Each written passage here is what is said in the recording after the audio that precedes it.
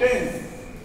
Perfect continuous tense में तीनों के हम देखेंगे, present perfect continuous, past perfect continuous और फ्यूचर परफेक्ट कंटीन्यूअस।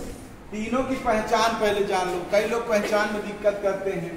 प्रेजेंट में होता रहा है, रही है, रहे हैं, जैसे प्रेजेंट कंटीन्यूअस में वैसे परफेक्ट कंटीन्यूअस टेंस में भी होता है। सिर्फ इसमें अंतर क्या है, किसमें समय दिया रहता है।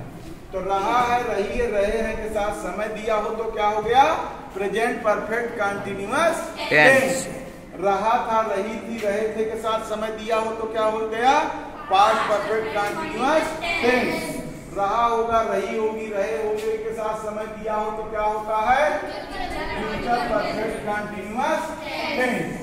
अब इसके बाद हम लोग देखेंगे एक एक उदाहरण देख लो। जैसे वह 2 घंटे से पढ़ रहा है, तो यहाँ 2 घंटे समय भी दिया है और रहा है, रही है, तो हम जान जाएंगे कि कौन सा टेंस है, प्रेजेंट परफेक्ट कंटीन्यूअस टेंस।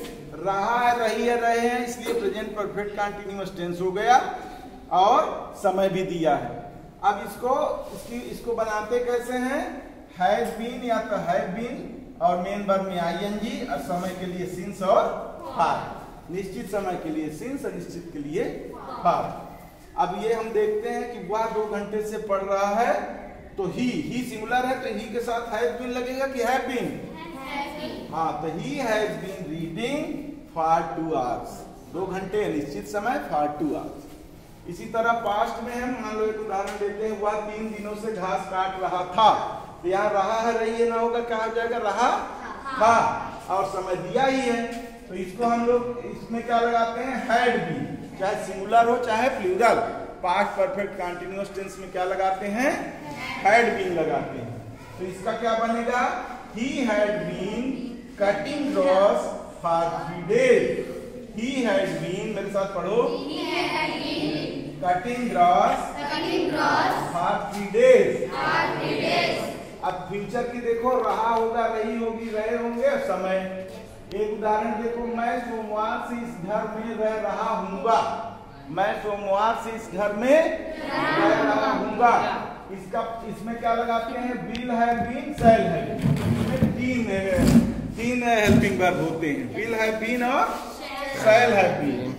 तो इसमें will have been, shall have been, ING, since for.